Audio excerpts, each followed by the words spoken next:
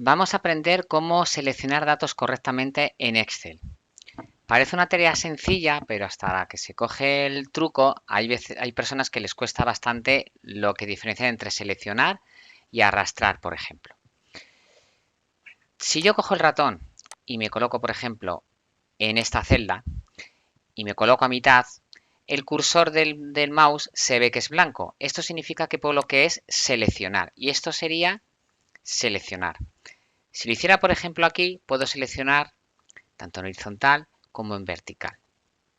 Parece que la primera celda no ha sido seleccionada, pero si nos fijamos en el recuadro verde, nos indica el área seleccionado. Eso sería en cuanto a seleccionar con el ratón. Si yo, por ejemplo, tengo una columna como esta, llena de datos, y quiero seleccionarla entera, es mucho más sencillo. Con el teclado pulsamos Control, Shift y al mismo tiempo la flecha del cursor hacia abajo. Y nos ha seleccionado completamente toda la columna.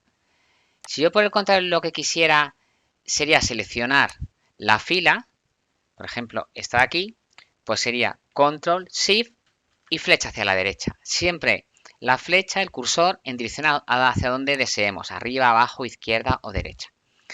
Si yo quisiera, por ejemplo, seleccionar toda la hoja, toda la tabla, disculpen, nunca haría esto, como he visto en muchas clases.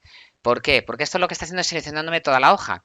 Los cambios que yo haga, que yo realice, van a afectar tanto a esta tabla como a las tablas que tenga alrededor. Entonces siempre hay que seleccionar únicamente los datos que deseo. Si yo quiero seleccionar toda la tabla, me coloco en cualquier celda y pulsando Control y el asterisco del teclado numérico, muy importante el del teclado numérico, seleccionaría toda la tabla, sin tener que utilizar ni ratón ni nada.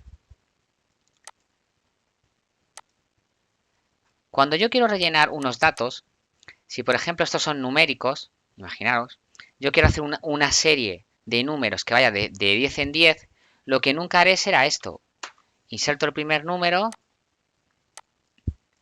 y arrastro. Esto nunca lo haré, ¿de acuerdo? ¿Por qué? Porque Excel no sabe qué intervalo quiero yo. Claro, Excel hasta que no introduzcamos los valores, él no va a ejecutar operaciones. Entonces, si yo quiero que vaya de 10 en 10, tengo que insertar al menos dos valores. Y ahora lo que tengo que hacer es primero seleccionar, no arrastrar, ¿de acuerdo? Porque arrastrar sería, por ejemplo, esto, ponerme en el cursor, en el cuadrito verde de cada celda inferior derecha y esto sería arrastrar. Esto no sería señalar. Señalar sería, seleccionar, sería esto. Seleccionando no arrastramos datos y arrastrando, pues sí. Entonces ya aquí lo que tendría que hacer es seleccionar primero y una vez que he seleccionado, arrastro. Y ahí sí que sí, 1, 10, de 10 en 10. Sigue un intervalo. En cambio, si lo que quiero es fechas, no es necesario. Si yo quiero, por ejemplo, hacer una serie de fechas, no es como los números. Con introducir el primer valor, bastaría. Y si quiero, por ejemplo, fechas que vayan de 3 en 3, ahí sí, tendré que introducir la primera fecha,